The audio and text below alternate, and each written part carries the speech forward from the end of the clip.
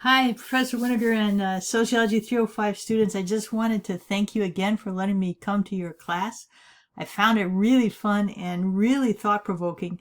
And when I got home, because of our conversation and your questions, I actually made a few changes to my slideshow. And so I wanted to show you what they were.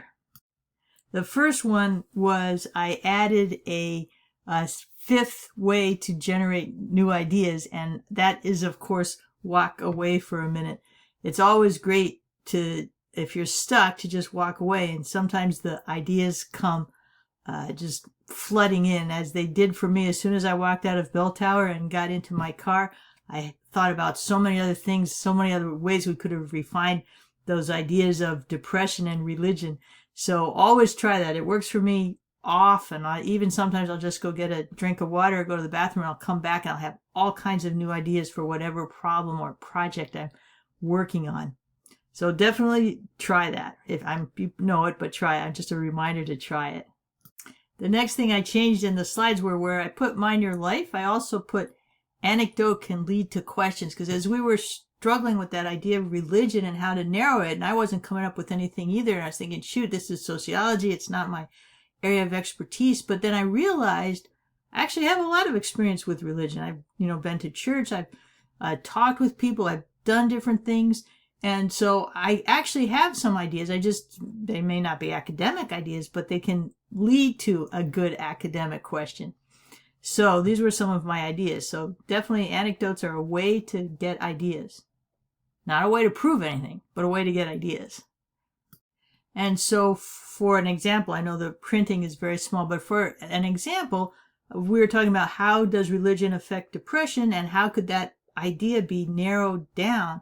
I thought first about the independent variable, the depression variable, and we did talk about specifying a religion or comparing two religions, but then I also thought about the mechanism of how would religion actually affect depression. And it might, it can affect in both a positive or a negative way. It might affect someone's tendency to be depressed or a population's frequency of depression through belief in a higher power. Or it might through the idea of hope. And those might be positive or negative. And again, also traditional role expectations is something that is often thought about when we think about religion and religious communities, and whether you're meeting those traditional role expectations or you're not, or you're thriving by being part of that role or thriving by rebelling against that role. All those things could come into play. Similarly, very similar, conflict of norms with actions. What's expected and what your life really like. Is that a source of anxiety, a source of stress that could maybe affect depression? And then another, of course, is just religious practices, things like prayer or meditation. Can they affect depression in an individual or in a population? So those are some of the ideas I thought of. I don't know how all of them might fit into sociology. Some of them might be more psychology, but some ideas anyway. And then the dependent variable, depression itself, how can we narrow that down? I actually didn't know. I mentioned some different types of depression in class, but I didn't really know that much about it. So I went to the internet and looked it up. And I just quickly picked one of the top health websites. This happens to be the clevelandclinic.org. And they list all these different types of depression. There's clinical depression, persistent depressive disorder, one that happens in children, disruptive mood dysregulation, premenstrual, postpartum, seasonal, atypical depression associated with medication or diseases. And so there's quite a few kinds of depression when you could narrow things down that way. And you can also potentially narrow things down through causes of depression, or think more about how is religion going to affect depression. Well, it's going to be through some mechanism, right?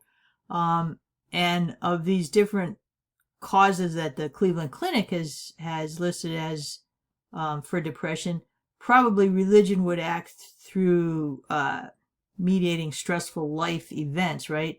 So if there's a death of a loved one, how does religion affect that? Or trauma or lack of support? How does religion work through those causes of depression to affect levels or frequency of depression? So those were some ideas I had there. And then there's maybe more of the social view of depression. Maybe this is more in terms of recognition or stigma surrounding depression. How does that affect people's willingness to be treated, to look for a diagnosis, to learn more? So all those ideas about attitudes and stigma and ability to learn would also be an interesting way to look at religion and depression. So those were my ideas, and what I did then was the change I made was on these, instead of just having aspect, I put lens and mechanism too, because that might help you to help anybody to figure out, okay, how can I narrow it down more? I don't really understand aspect, but I got mechanism. I can see mechanism. So that was the other insight I had. Anyway, I'm done. Thank you so much again for letting me join your class, and good luck with those papers, and I hope to see you at the WMC. Bye-bye.